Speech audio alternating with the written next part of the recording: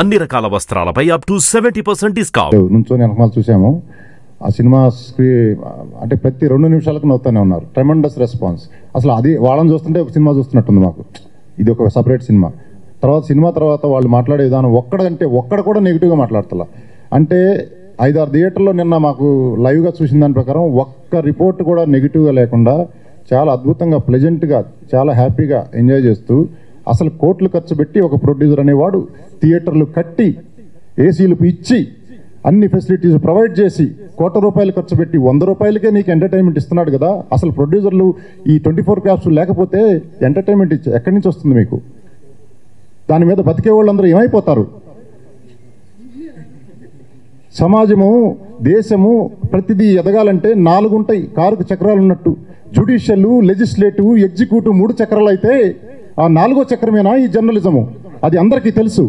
కాకపోతే అటువంటి తులసి తోటలో గంజాయి మొక్కలు లాంటి కొంతమంది జర్నలిజం ముసుగుతో, వాళ్ళు అసలు జర్నలిస్టులే కాదు, ఎక్కడో చీకటి రూమ్లో కూర్చొని ఇరిగిపోయిన చైర్లో సిగరెట్ కొట్టుకుంటూ వాడు ఒక వెబ్సైటో యూట్యూబో పెట్టుకొని, వాడు సినిమా చూడకముందే ఒక ట్రైలర్ టీజర్లను కట్ చేసి వాడు ఒక వీడియో రెడీగా చేసుకొని డబ్బులు డిమాండ్ చేస్తూ ప్రొడ్యూసర్లని పరాన్న జీవుల్లాగా.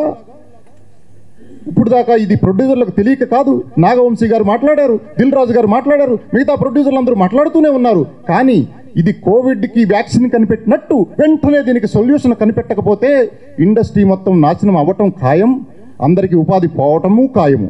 మాకేమీ కాదు, ఇది కాకపోతే ఇంకొక బిజినెస్ చేసుకుంటాం. ప్యాషన్తో వచ్చి అందరికీ ఎంటర్టైన్మెంట్ ఇవ్వాలనే ఉద్దేశంతో చేస్తున్నాము. చిన్న సినిమా వాడు ఈడెవడరా మాట్లాడుతున్నాడు అని అనుకోకర్లా. ఫస్ట్ సినిమా అయినా కామన్ సెన్స్తో మాట్లాడుతున్నాను నేను. వాళ్ళు మాట్లాడుతున్నప్పుడు వంశీ గారు, దిల్ రాజు గారు నాకు అంత నాలెడ్జ్ లేదు, అబ్జర్వ్ చేసిన. వాళ్ళు మాట్లాడేది కనెక్ట్ అయ్యా నిన్న. అరే ఇంత బాధగా ఎందుకు మాట్లాడుతున్నారా అని. ఇప్పుడు శుక్రవారం వస్తే ఒక బఫే లాంటిది సినిమా ఇండస్ట్రీ. ఫుడ్ అన్ని రకరకాల సినిమాలు రిలీజ్ అవుతాయి. ఒక బఫేలో బిర్యానీ ఉండవచ్చు, సాంబార్ రైస్ ఉండవచ్చు, బిసి బెల్లబాత్ ఉండవచ్చు, పెరుగన్నము ఉండవచ్చు. ఆడియన్స్ తినడానికి వెళితే ఈ ముసుగులో ఈ ఎవరైతే రివ్యూలు పెడుతున్నారో డబ్బులు డిమాండ్ చేస్తూ కొంతమంది యూట్యూబర్స్ వాళ్ళు ఆ బఫే మీద ఇసుక చల్లేస్తే ఎలా ఉంటుందో ఊహించారా? తయారు చేసినోడికి ఎలా ఉంటుంది, తినేవాడికి ఎలా ఉంటుంది? ఆడియన్స్ మీ అందరికీ చెప్తున్నా, మీకు వచ్చే ఎంటర్టైన్మెంట్ని వీళ్ళు తొక్కేస్తున్నారు మీ దాకా రానికుండా. మీరే మీ మధ్యలోనే ఉన్నారు. వాళ్ళని మీరు కనిపెట్టి నులిమేయాలి. మీరు మీడియా వాళ్ళు కూడా మీరందరూ తులసి తోటలో ఉండే గంజాయి మొక్కల్ని పట్టుకొని యాక్ట్లు, సెక్షన్లు తిరగేసి, అసలు వాడికి పరిధులు ఉన్నాయి, వాడు ఇష్టం వచ్చినట్టు ఏ సెక్షన్ ప్రకారం వాడు యూట్యూబ్ పెట్టి రాస్తున్నాడో చెప్పండి. సినిమాకైతే సెన్సార్ ఉంది, వాళ్ళకి ఎటువంటి సెన్సార్ ఉంది? అందుకని అందరూ కూర్చొని 24 క్యాప్స్ కానీ ఇంకా ఇతరత్ర ప్రొడ్యూసర్ కౌన్సిల్స్ మిగతా వాళ్ళందరూ కూర్చొని దీనికి ఒక సొల్యూషన్ ఇమీడియట్గా తీసుకురావాల్సిన పరిస్థితి ఉంది. ఆడెవడో పొలసక్కవాడంట, ఆడికి 2 టమాటాలు లేవు కానీ వాడు 1 టమాటా రివ్యూ ఎలా ఇస్తాడు? అసలు వాడెవడో నాకు తెలియదు, నేనెవడో వాడికి తెలియదు. సినిమా రిలీజ్ కాకుండా రివ్యూలు పెట్టేస్తుంటారు. అటువంటి వాళ్ళని మక్కిలెర కొట్టి, తోలు ఒలచి, ఉప్పు కారం చల్లి, ఎండలో వేసి శిక్ష పడేలా చేయాలి. గుర్తుపెట్టుకోండి, అటువంటి వాళ్ళు అక్కడక్కడ ఉన్నారు, మన మధ్యలోనే ఉన్నారు. నాకు తెలియక కాదు, పోనీలే వాళ్ళకి మళ్ళీ ఒక తల్లో చెల్లో పెళ్ళామో ఉంటుంది, వాళ్ళ ఫ్యామిలీస్ కూడా బతుకుతలేదని వదిలేస్తున్నాము. చేతకా కాదు, నాలాంటి వాడు ఎవడో తగులుతాడు, తాట తీస్తాడు. ముందే చెబుతున్నా, తాట తీయటం ఖాయం అటువంటి వాళ్ళని. కబడ్దార్ పొలచక్కవాడు, నువ్వు ఎక్కడున్నావు?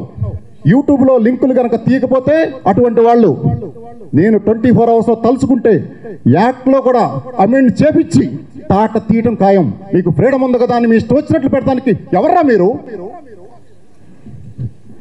నా సినిమా గురించి నేను మాట్లాడతా, నాది సూపర్ సక్సెస్ అయింది. పక్కన వాళ్ళ సినిమాల దగ్గర కూడా డబ్బులు తీసుకొని ఇంకా రేటింగ్లు తక్కువ ఇస్తారు. అసలు ఎందుకండి ఇది? సినిమా మీదే కదా మీరు బతికేది. తల్లి రొమ్ము పాలు తాగుతూనే రొమ్ము కోసే టైప్ ఎందుకు మీరు? ఎంత అన్యాయం ఇది! ఇటువంటి పాపపు కూడు మీరు తిని మీరు అసలు మీ ఫ్యామిలీ వాళ్ళే మిమ్మల్ని ఉరేయాలి పట్టుకొని. ఇది ఎంత ద్రోహము! పెద్ద ప్రొడ్యూసర్లు అందరికీ తెలుసు. వెంటనే కూర్చొని దీని మీద కోవిడ్ వ్యాక్సిన్ కనిపెట్టినట్టు వెంటనే సొల్యూషన్ కనిపెట్టకపోతే ప్రొడ్యూసర్కి ఒక బడ్జెట్, సినిమా తీయడానికి ఒక బడ్జెట్, పబ్లిసిటీకి ఒక బడ్జెట్, వాటన్నిటికంటే వీటికి ఎక్కువ బడ్జెట్ పెట్టుకోవాల్సిన పరిస్థితి. అసలే జనాలు సినిమాకి థియేటర్కి రాక ఇబ్బంది పడుతుంటే వచ్చే జనాలను కూడా ఇసుక చల్లేసి బిర్యానీలు తినకుండా చేస్తున్నారు. మేము ఆఫర్లు పెట్టాము, ఈ ఆఫర్లు మీ చేతికి అందనీయకుండా చేస్తున్నారు. ఐఫోన్లు పెట్టాము, అవన్నీ మీకు అందనీయకుండా కాలర్ రాస్తున్నారు. పబ్లిక్ టాక్ చూస్తేనేమో 100% పాజిటివ్గా ఉంది. నేను అనేది ఏంటంటే, అందరూ సినిమా థియేటర్ మా సినిమాని ఆదరిస్తున్నారు, మాకు ప్రాబ్లం ఏం లేదు, బాగా లాభాలు వస్తున్నాయి, ఆల్రెడీ నో ప్రాబ్లం. వేరే సినిమాలు 2 సినిమాలను కూడా నేను గమనిస్తున్నాను. అవి మంచి చెప్పాను కదా, బఫేలో రకరకాల ఫుడ్ ఉంటుంది, ఏది చెడ్డ ఫుడ్ కాదు. 100 రూపాయలకే మీకు ఎంటర్టైన్మెంట్ ఇస్తుంటే మీరు అసలు ఒక కామన్ సెన్స్తో ఆలోచించండి. అసలు ఎంత కష్టపడతారు ఒక సినిమా యూనిట్ మొత్తం అని చెప్పి. ఎందుకు ఈ విధంగా చేస్తున్నారు? అటువంటి వాళ్ళని మీ మధ్యలోనే ఉన్నారు, ఎక్కడో కనిపెట్టి మాకు చెప్పండి. 24 hours టైం ఇవ్వండి నాకు, వాడిని కనుమరుగు లేకుండా చేస్తాం. కబడ్దార్, పూల చొక్కవాడు కావచ్చు, ఇంకొకటి కావచ్చు, జాగ్రత్త. Thank you so much. అందరూ ఇండస్ట్రీ అండి, అందరూ దాని మీదే బతుకుతున్నారు, అందరూ దాని మీద, మేము దాని మీదే మీరు దాని మీద బతుకుతున్నప్పుడు ఎక్కిన చెట్టుని కోస్తే ఎలా ఉంటుంది? తెలుగు ఫిల్మ్ హబ్ అని ఇంకా ఇతరత్ర కొన్ని కంప్లైంట్ ఆల్రెడీ పెట్టాం ప్రొడ్యూసర్ కౌన్సిల్లో, వెంటనే స్పందించారు.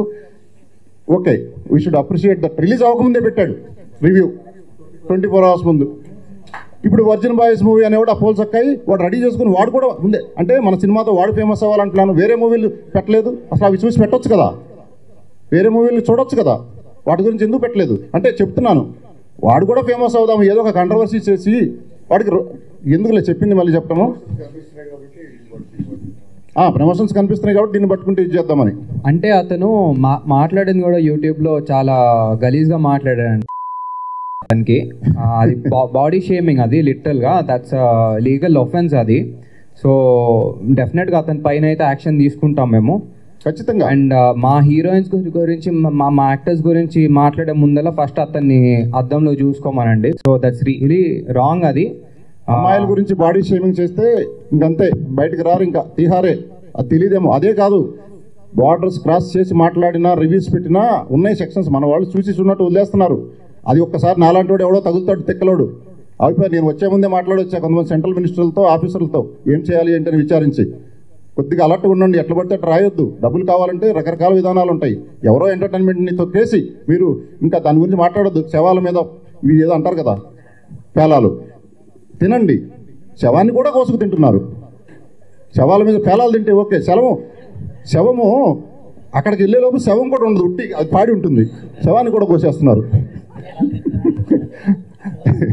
ఏం లేదు బ్రదర్, ప్రతి సినిమా పరిస్థితి ఇలాగే ఉంది. Thank you so much. కొంచెం మీ అందరు సపోర్ట్ కావాలి.